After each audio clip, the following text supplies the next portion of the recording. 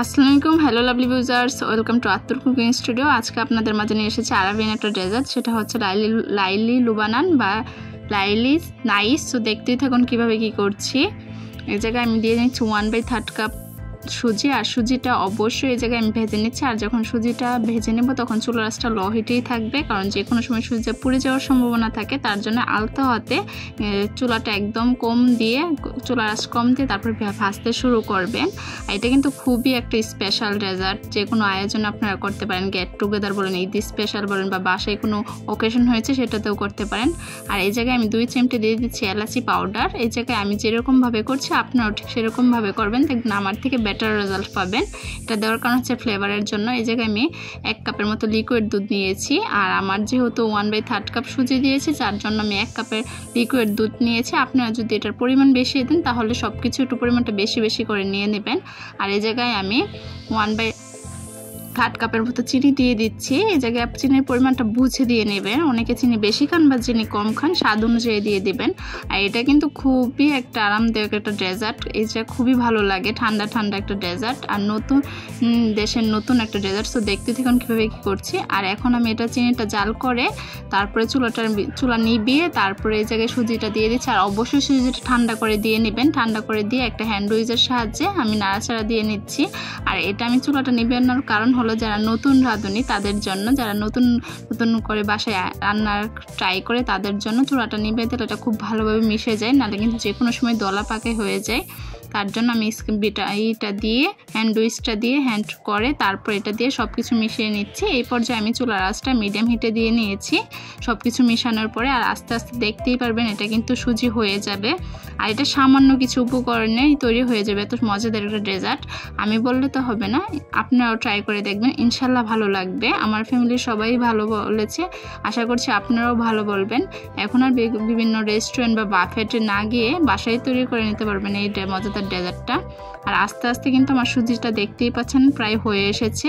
আর সুজিটা হওয়া আসলে দেখতেই পারবেন হাঁড়ি থেকে কি সুন্দরভাবে উঠে আসছে, আর তখনই এটা বুঝবেন যে হয়ে এসেছে।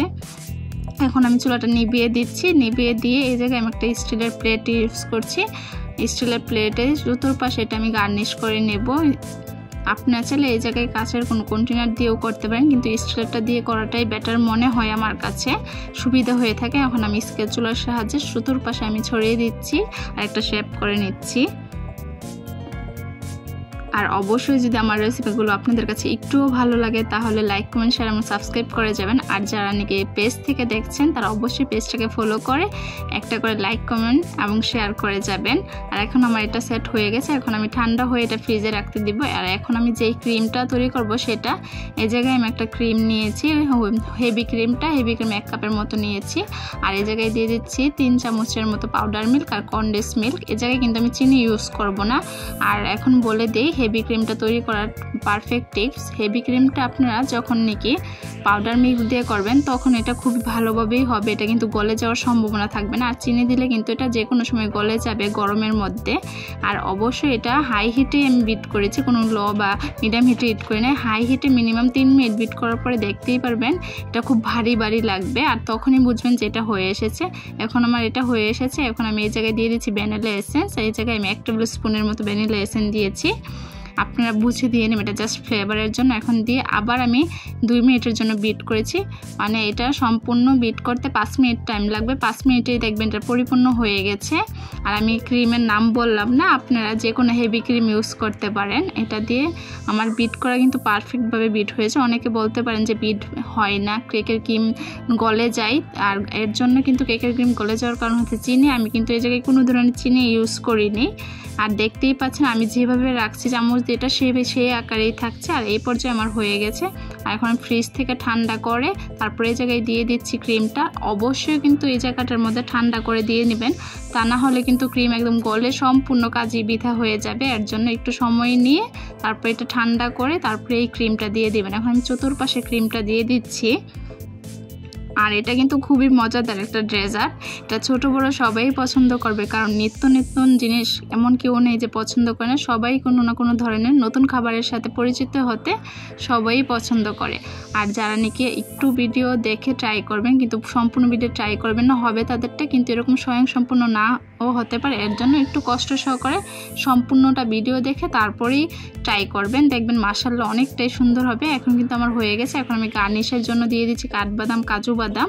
আপনারা চাইলে এই জায়গায় আরও আদার্স যে কোনো বাদাম দিতে পারে, এটা জাস্ট এটা ডেকোরেটের জন্য, সৌন্দর্যের জন্য।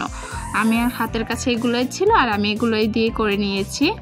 আর এখন আমি কিছু দেখতেই পাচ্ছেন চতুর্পাশে আমি খুব ভালোভাবে দিয়ে দিচ্ছি।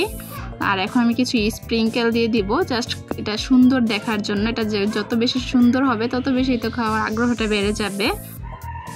আর অবশ্যই এই Laboni স্নাইসের A to Z tips and tricks সব কিছুই দেওয়া আছে, দেখে আপনারা ট্রাই করবেন। এখন আমি করে নিচ্ছি চিনির শিরাটা, আর ওই যেটা ডেকোরেট করার পর ওইটা আবার ফ্রিজে রেখে দিয়েছি। চিনির শিরার জন্য আমি এই জায়গায় 1.5 কাপের মতো পানি, 1.5 কাপ না 1 কাপ, হ্যাঁ 1 কাপের মতো পানি নিয়েছি। 1 কাপের মতো পানি দিয়ে এই জায়গায় 1/3 কাপ চিনি দিয়ে দিয়েছি। চিনিটা পরিমাণ বুঝে দিয়ে তারপরে খুব মিডিয়াম হিটে এটা একদম গলিয়ে নিচ্ছি।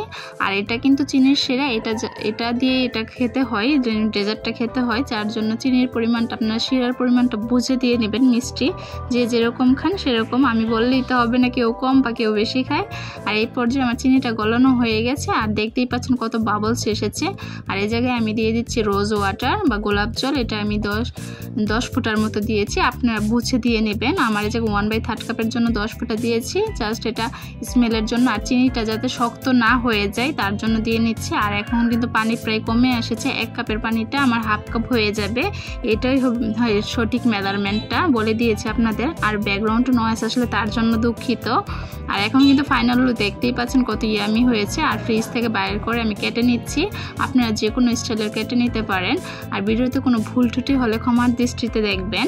আর এটা কিন্তু দেখতেই মনে হচ্ছে কত বেশি ইয়ামি হবে, আমি বললে তো হবে না, অবশ্যই আপনারা ট্রাই করে বলবেন যে কীরকম কী হয়েছে। এখন আমি তুলে নিচ্ছি, কাটার পর দেখতেই পাচ্ছেন খুব সুন্দরভাবে উঠে এসেছে। এখন আমি যেই শিরাটা করেছি সেটা উপরে দিয়ে দিচ্ছি গার্নিশের জন্য। আর এটা এরকমভাবেই খেতে হয়। যদি ভিডিওগুলো ভালো লাগে অবশ্যই লাইক, কমেন্ট, শেয়ার এবং সাবস্ক্রাইব করে যাবেন। আর কী রেসিপি চান কমেন্টে জানাবেন, তাহলে এটা কিন্তু পারফেক্টভাবে কুক হয়ে এসেছে। আর নতুন কোনো রেসিপি পেতে অবশ্যই সাবস্ক্রাইব করে নোটিফিকেশনটা অন করে যাবেন, আর পেজটাকে ফলো করে যাবেন যাতে নতুন ভিডিও আসার আগে দেখতে পারেন। তাহলে আজকে এতটুকুই বিদায় নিচ্ছি, আল্লাহ হাফেজ।